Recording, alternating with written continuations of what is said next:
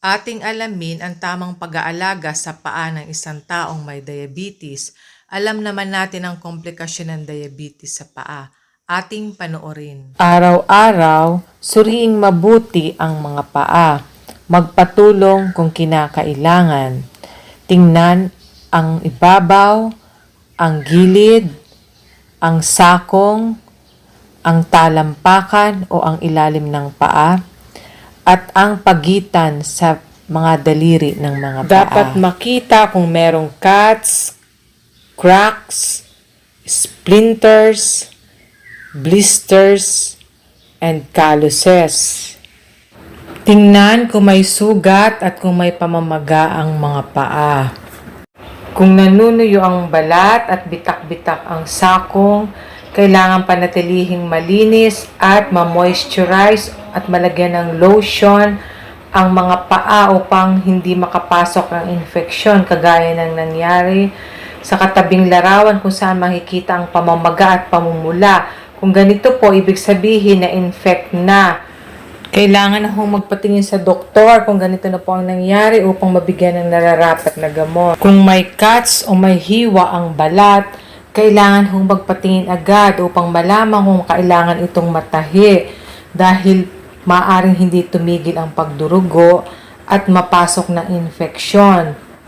Tandaan natin, ang mga taong may diabetes ay mabilis makapitan ng infeksyon kagaya ng nangyari sa sunod na larawan. Nagkaroon na ng ulcer.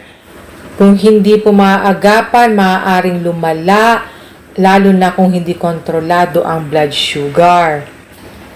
Kung minsan may splinters na pala o mga bagay na nakatusok na pala sa paa, hindi pa rin nararamdaman ng may diabetes dahil alam naman natin na ang pandama ng mga taong may diabetes, lalo na yung mga matagal ng may diabetes at hindi pa kontrolado, ang kanilang pandama ay mahina.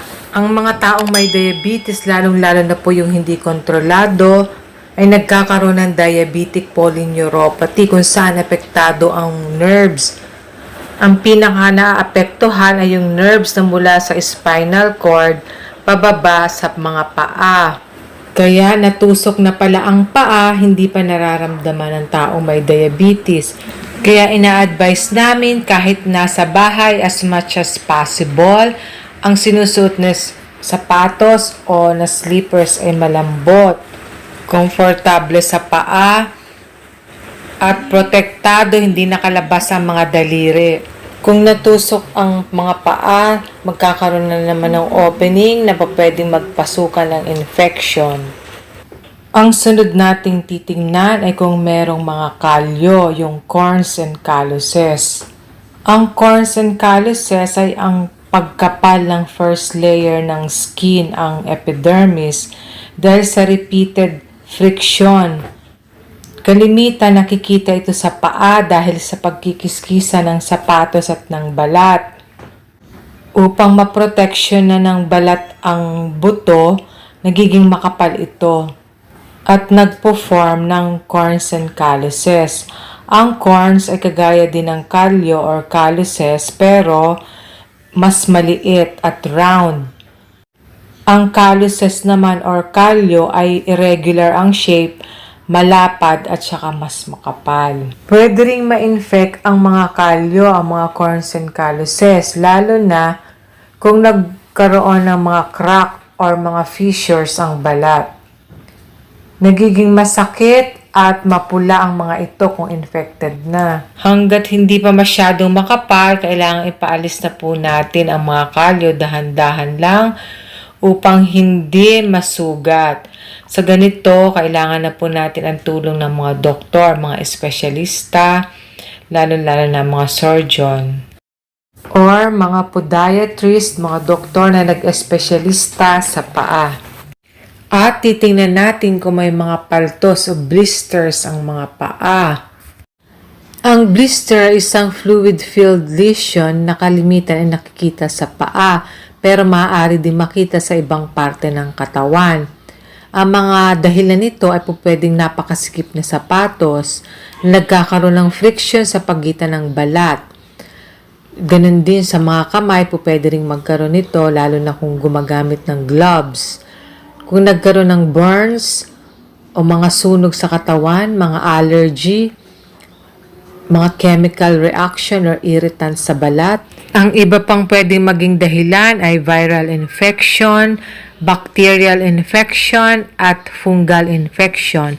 Ang nasa larawan ay athlete's foot na ang dahilan ay fungal infection. Ang athlete's foot ay merong maliliit na blister na madalas ay pumuputok, lalo-lalo na sa pagitan ng mga daliri sa paa.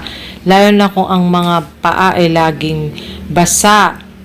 Kaya napaka-importante na tuyuin ang mga daliri sa pagitan ng paa bago magsuot ng medyas. Ang gamot sa athlete's foot ay antifungal. Mayroon po itong mga cream.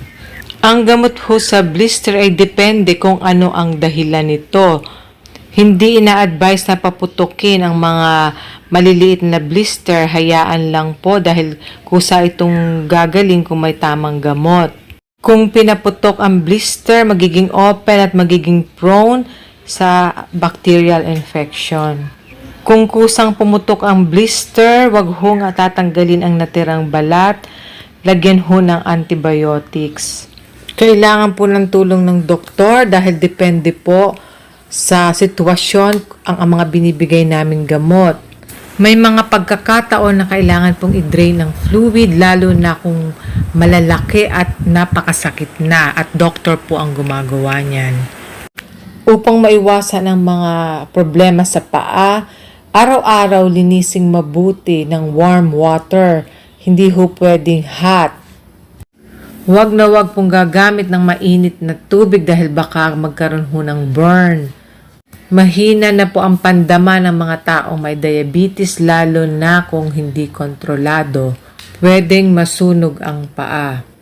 Araw-araw pong linising mabuti ang mga paa upang iwas infeksyon.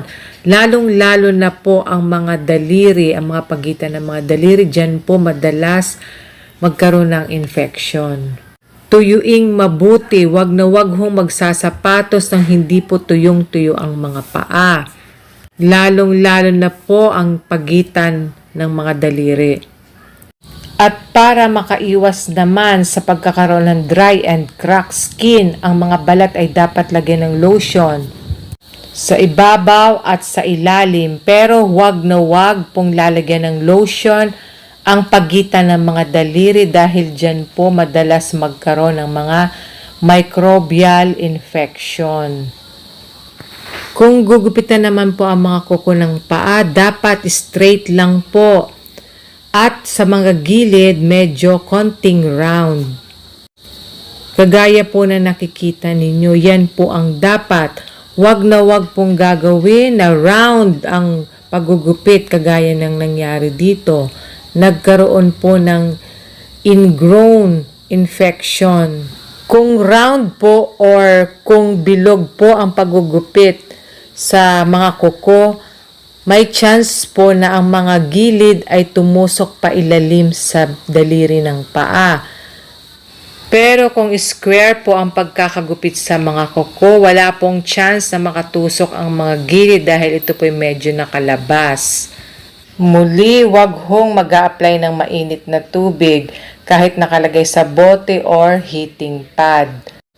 Upang maging maganda naman ang blood circulation, kung nakaupo, medyo itaas ang mga paa. Huwag tumayo ng matagal sa isang posisyon sa matagal na oras. Huwag basta aalisin ang mga kalyo nang wala sa advice ng mga doktor o ng mga healthcare provider. Para makaiwas naman sa mga splinters at sa mga sugat o mga injury, huwag hong maglalakad ng nakayapak, lalong-lalo na kung nasa labas. Sa loob naman ng bahay, huwag pakalat-kalat ang mga sharp objects. Kailangan pong nakatabi ng maayos upang hindi maapakan. Kung sa pag-i-inspection ninyo sa inyong paa ay may nakita kayo ng mga nabanggit ko kanina, kailangan po agad na makipagkita kayo sa nakakaalam o sa doktor. Pinaka-importante, lagi pong iinumin ang mga gamot na inireseta sa inyo ng inyong doktor. At dapat mag-monitor ng blood sugar upang malaman kung kontrolado ito upang makaiwas sa mga komplikasyon. Ingatan po natin ang ating mga paa. Stay safe everyone.